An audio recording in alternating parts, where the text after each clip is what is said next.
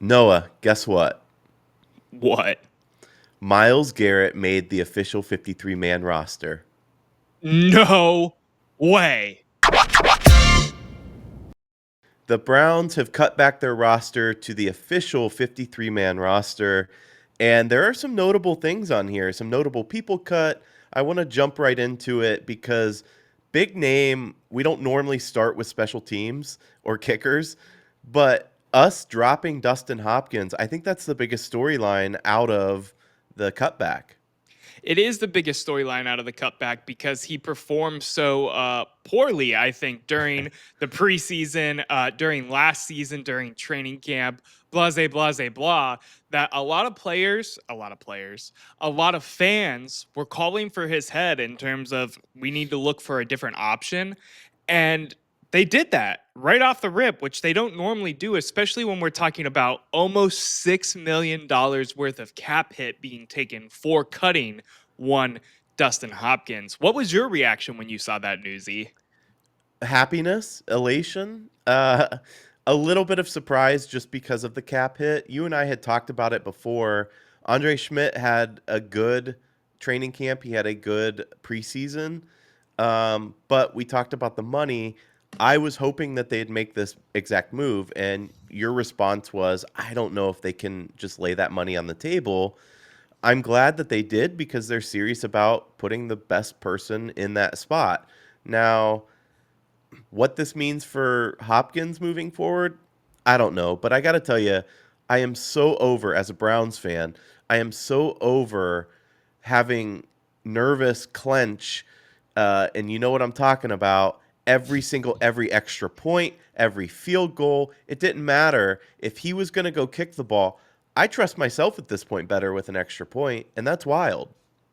So I get it because Dustin Hopkins looked like he was on the downward spiral, for lack of a better term, in terms of his kicking career. He just seemed like he got the yips, unfortunately. But do you believe in Schmidt as much as you do Dustin Hopkins, or did Yes. at one point? Why? Yes, absolutely. Well, he has a game winner already. He looks pretty poised and in control. He's an up and coming guy. The thing about kicking is that it's not physical. Pretty much every kicker in the league, they have the exact same physical tools. They can kick the football a long ass way, right? Yeah. Their form is the exact same. I mean, there's not much besides maybe having a different shoe color. There's not much difference, right? It's all in the head. And when you get to Hopkins at this point, mentally, I think he's just not there for us anymore. Cade York was another example. He had a hell of a leg. He couldn't put it through the uprights, though. So you get a younger kid that maybe they don't feel that pressure as much. They're a little more arrogant because of their youth, and they're banging in field goals. All that's going to happen is his confidence is going to continue to rise and he'll be good for us. If we get to a point where he's bad, then we address that down the road. But Hopkins, he hasn't been good for us. No, and I'm not saying that I didn't agree with the decision to cut Hopkins. I thought it was time. He showed enough of the yips that you have to move on. Schmidt is very unproven when it comes to the NFL. Now, the UFL, on the other hand, he has some impressive stats when it comes to the different kicking metrics and whatnot. He was 19 for 21 on his field goal attempts, his longest being 61 yards. Does the UFL backing of Schmidt make you feel better about him? Of course, he was a St. Louis Battlehawk, I might have to add.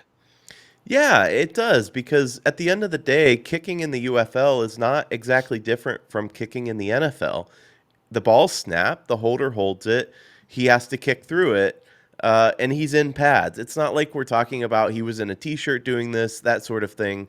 So I think it translates very well. The biggest difference is being that there's more meaning behind it. The games are bigger and there's a bigger crowd. If he can Yeah. deal with those things, then yeah, it's going to translate very well. I hope you're right. We talk about the Brendan Aubrey example here on the show, on the page a lot, because he was great in the UFL, came over to the Cowboys, obviously lit up the league in the last couple of years. So I hope we can catch that same lightning in the bottle, build some confidence in what could be a minor league or viewed as a minor league for the NFL, and then carry that over again to confidence here in the National Football League. Andre Schmidt is going to have one of the best years in the NFL as a kicker in the history of the sport. Why? Because I drafted him in my fantasy draft tonight, and I'm counting on him to give some points to me. Help me out. Yeah, so I was gonna call you crazy on your take and then call you out for the fact that you took him in like the 12th round, which is not that super early, but still to take a kicker that is very unproven in the 12th round is absolutely insane. But I get your joke, so Whoa, I'll whoa, laugh. whoa, whoa. Haha. What? I think I took him when we got to our bench. I don't think that's a crazy place to take a kicker or a defense. An unproven kicker? I took Jake Elliott in like the 14th, and he's been consistent for the Eagles for years at this point. That's neither here nor there. I'll wrap it up real quick by saying the way that I look at kicker and defense in fantasy is I could care less. They're not going to win or lose me the game for the most part, and if I need to drop them in week 2, then I drop them in week 2. Yeah, but you could have had three more points up until the 15th and the 14th round to add players that could help you win those games. That's just me. We'll Maybe see. I'm wrong. Maybe you'll We'll win the see. league. Who knows? The other player that surprised me a little bit, if only because of his veteran status, was one Deontay Johnson. Now, he did not look good in the preseason. Obviously, he had his off field issues beforehand, but I was somewhat surprised that he didn't get a roster spot. Not upset about it. What do you think? Yeah, I'm not upset about it by any means whatsoever because he looked not good compared to guys like Gage Larvin, who was a UDFA that ended up making this Cleveland Browns roster. And you can't say people like him didn't deserve it because he was making plays in the preseason, whereas we had to talk about earlier this week here at the office about the fact that he even caught a ball in a preseason game. So Yeah, we him had a not big making celebration. him not making the roster to me is not surprising by any means whatsoever. What is surprising to me is the potential optics that are behind that. That he got beat out by UDFA's fifth and sixth round picks and players that are not up to the status of him because he's a former Pro Bowl wide receiver.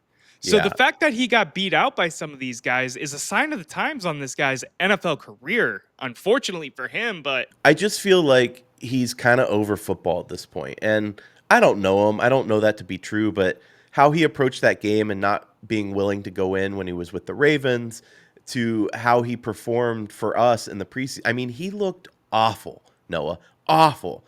His routes didn't look sharp. He caught one ball that I can remember. Maybe he caught more, but I remember his one. his routes didn't look sharp compared to like what he used to do for Pittsburgh and even Carolina to some extent before he fell off the cracker there as well. I agree with you wholeheartedly. Yeah, he football has passed him by in my opinion, and I'm not sure where he's going to end up, but it's probably going to be on a practice squad somewhere. Or maybe just like Andre Smith just a season ago, the UFL. But you know what's Maybe. interesting to me, Eric, is that you picked Deontay Johnson as your biggest headline for the offense. And again, I'm going to pull up real quick that graphic of the offensive players that made it here for the Cleveland Browns. You said Deontay Johnson is your biggest storyline. Well, I Yeah. know we already talked about the Kenny Pickett trade in yesterday's episode. Go check that out if you haven't. But Kevin Stefanski officially named Dylan Gabriel as QB2 today. That didn't stick out, surprise you, give you a big headline, writing story? No? No, because it was expected. I don't think Well, there's ever been a moment throughout camp, throughout preseason, going up to this cut down that we thought he would be dropped down in favor of Shador. You and I have talked about it. We both like Shador. We hope that we progress him naturally and that we can actually develop him.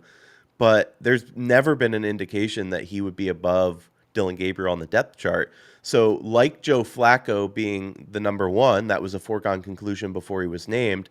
I felt the same way about Dylan Gabriel, especially in light of the trade. yeah, I agree with you. I still think it is a highlight to talk about because Stefanski was so non-committal about talking about who will be the second string quarterback of the Cleveland Browns, who will back up Joe Flacco going into the season. And it's really interesting to me, aside from the fact that it's not a surprise that it was Dylan Gabriel, that we decided to land on the idea of being impressed with a guy so much that despite his rookie status, he is the backup quarterback of the Cleveland Browns. I am not comparing Dylan Gabriel to DTR by any means whatsoever, but we have done this experiment before and we have seen how risky it can be because we thought highly of DTR in the preseason and then he failed to even throw a touchdown pass in his 2 years in orange and brown. So, with that being said, does it surprise you a little bit that they decided to go in a route of a non-veteran at 2, or are you so bought in on the supercomputer that is Dylan Gabriel, or do you think that they're bought in to that extent? I think what happened here is that they painted themselves into a corner. That's the biggest issue. They had four quarterbacks on the roster. They drafted two of them. Now, you're normally not going to cut guys that you drafted. That just doesn't make a lot of sense. It's a complete waste of a Especially draft pick.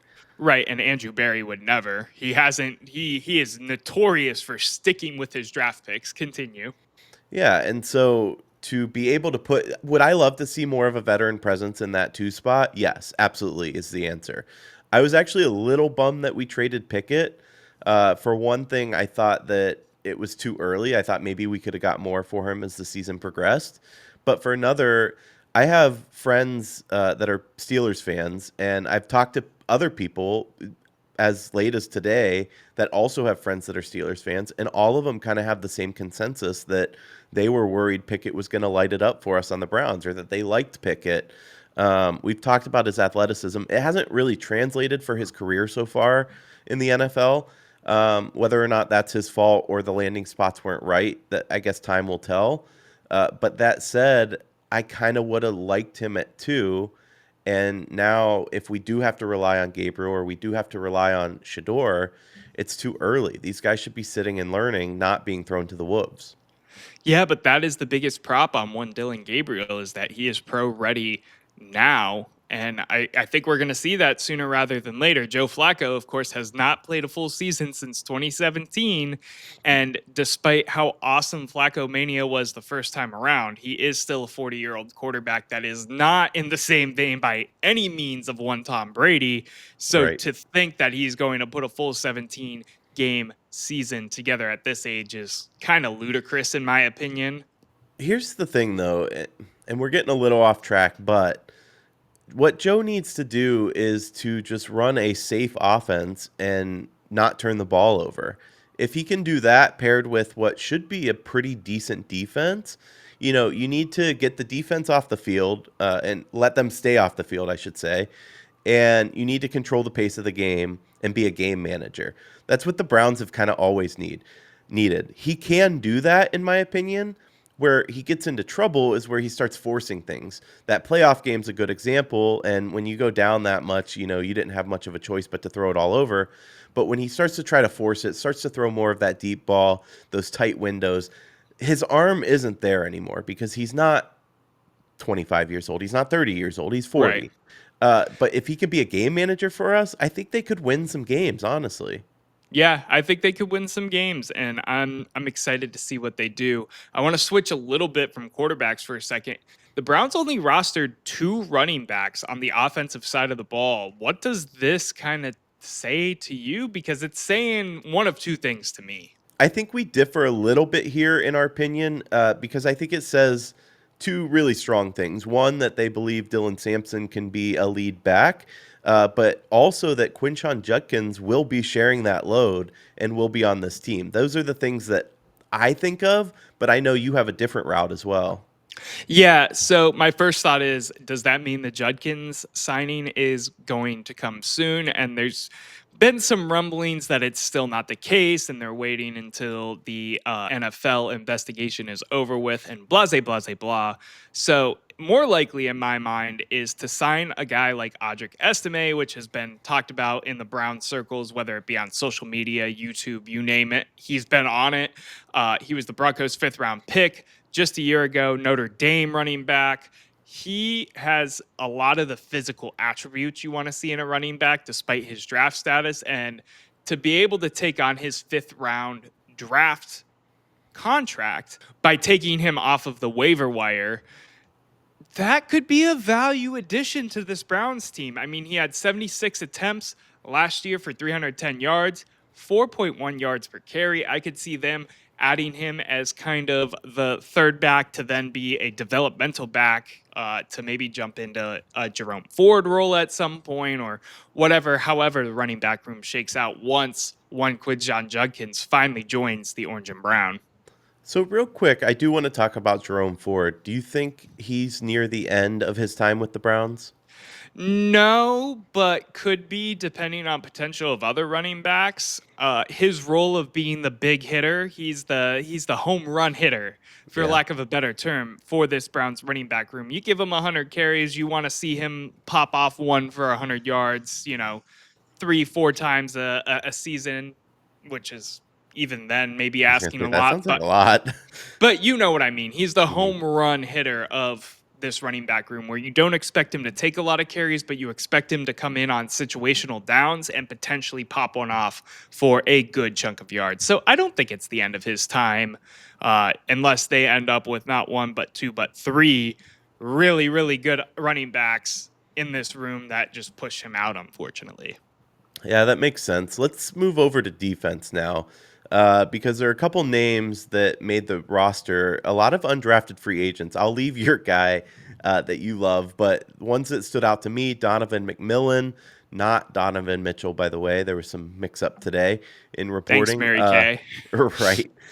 Easton Mascarenas Arnold, the linebacker, and then Dom Jones, the cornerback. They're all undrafted free agents, and I think that's so cool that they're getting their shot, and they look good. It's not like we're doing any favors or anything. They looked really good in the preseason.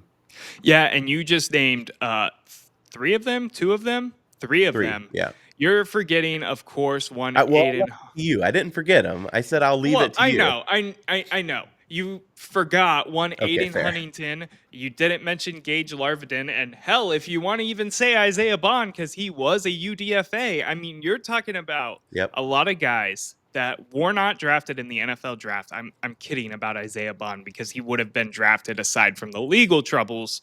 But you're talking about a lot of guys that have shown their potential in an NFL league Yeah. that type of thing doesn't always happen. And if these guys pan out, even as special teamers, that is a big notch in the belt of one Andrew Barry, of getting his perception of being a bad drafter and being a bad talent evaluator aside from the trade market flipped all the way around and back in his favor when we were posting the laser eyes Andrew Barry memes every other day for the last, I don't know, 3 years before we went 3-14. So I have a lot of happiness, ecstaticness. Is ecstaticness a word, Eric? Maybe that one's Okay, on the we'll fringe. I we'll feel roll like. with it. Yeah, let's Yeah, roll it's with on the it. fringe. I'm a fringe ecstaticness type of guy. I I'm love gonna it. say no. As you use it in a sentence, no. No, regardless, I'm ecstatic about the amount of talent that was brought in from this offseason in a weird draft where there wasn't a lot of quarterbacks and there wasn't a lot of these prime positions. We still brought in a ton of quality talent. And I know it's early to say that, but it feels like it. And I can't wait to see what these kids, these younger players, do on the field this year. Of the four, let's set aside Isaiah Bond. Of the four, who is the one for you that jumps off the page that you're most excited about? Because for me, it's gotta go to Gage. I think he's a talent that it was overlooked in college. I think it's been overlooked now. I think he really adds depth to our receiver core. Amongst other, I mean, Jamari Thrash had a great offseason. Cedric Tillman, but who's your guy? Yeah, it's Aiden Huntington all day. He played all three facets of the football game literally on Saturday, whether it be fullback, whether it be playing D tackle and getting sacks, whether it be playing on the special teams as a gunner and getting tackles off of that. He has been awesome for this team and he deserves all of the credit and all of the right and all of the high praise that this not only coaching staff but front office has given him. Speaking of fullback, are you one of those bring back the fullback kind of guys? No, it's a dead position for all intents and purposes. But I love seeing a big fella back there throwing a couple blocks and helping a running back get through the hole. If you know what I'm saying. I do. Exciting day. Cut down was yesterday. A lot of moves. What is next? Are we just looking ahead to week 1 now against Cincinnati? Well, you forgot one defensive player, so I want to bring it up real quick, and that is one Miles? Mike Hall. No, Mike. Well, no, Eric, not Miles. Mike Hall Jr. made the roster. Not that we were surprised about that, but more so that he wasn't put on IR or PUP. That is He passed. surprising, honestly. I've He kind of passed given his. up on him. Well, why? He was good until he got hurt last year. No, I know it just it felt like he was never going to reach that potential. It was his rookie year last year, man. I know, I know. You gotta cut the kid some slack. It's Despite business, some. baby. You got to be harsh. Okay, Go on. well, he passed his physical after having a lot of injury issues at the end of the season that obviously carried into camp. He is on the 53 man going into week 1. It remains to be seen if he'll actually play in week 1 or if he's still kind of in that rehab state, but they know he's close, so they don't want to pup him for 4 weeks and not have his services. That's huge news. That's great for Mike Hall because him and Mason Graham and that whole defensive line rotation is the brightest spot of all the bright spots. I shouldn't say all the bright spots because of the fact that we're projected to not win so many games, but the D line is the brightest spot on the Browns roster, is what I'm trying to say. We did forget one other. I'm almost reticent to even bring him up at this point, but Deshaun Watson was officially put on the pup list as well. And there were reports coming out today that he could be cleared and ready in October, November, which I thought was interesting. Thoughts there? Yeah, it's the same thoughts I've been spewing for weeks upon months. They are going to put him on the pup list. After he cannot be cleared after the 4 weeks of being on the pup list, they are going to put him on the IR, which then means he is out for the season. Whether that mean because he could potentially be better by December or and they just don't want to waste the roster spot on, whatever that looks like, he is not going to be a rostered quarterback for the Cleveland Browns in 2025. There is no reason to tear up and start that drama again. And I firmly believe that if they do, oh boy, the riots are going to be crazy. I agree. All right, before we get out of here, anything else you want to add? Yeah, the last thing that I found interesting, and this wasn't in our notes or anything like that, it's something I've just ripped off the top of my head. The Browns cut Nick Needham and kept Cam Mitchell, who had a rough training camp. Nick Needham was thought to maybe be able to be a replacement at slot corner. They decided to not go that way. Keep your eyes on the waiver wire today, the next few days, as a replacement, potentially in that slot corner position, because I don't think they believe in Cam Mitchell just as much as Eric, I, and all of Cleveland Browns fandom do not believe in Cam Mitchell. Yeah, I'm a little worried about the health of our secondary this year. Yeah, Obviously, we've been through that, but we are a little thin in some spots for sure. we are indeed. But it's all eyes to week 1. Eric and I will be sitting our happy selves in the Muni lot, doing a live show, talking some ball with fellow Cleveland Browns fans, and I cannot wait for September 7th, 1 p.m., Huntington Bank Field, Cincinnati Bengals, Cleveland Browns, home opener in downtown Cleveland. I too cannot wait. But before that happens, there's an even bigger game. One Ohio State versus Texas. Look out for our preview of that show Friday morning at 10. A lot of good football coming though. I'm pumped. Eric, football is back in the air, whether it be the Ohio State game, us going to a St. Ed's game and vlogging it. Go check out that vlog on TikTok, here on YouTube too, if you want to. It's there, it's uploaded, or wherever else you like to watch the short form type of content. Or the fact that we were joking around and the banners on Huntington Bank Field are finally up. We get to see the Yeah. players we're featuring this year, and I got to see not one but two of my favorite players up there, Njoku and Wyatt Teller, getting represented on the biggest platform of them all, on a banner. in downtown on a Cleveland. stadium. Right. Yeah, they look good. They do look good. All right, make sure to tune in. We are posting videos every single day, Monday through Friday at 10 a.m. The debate never ends, but the show does for now. We'll see you next time.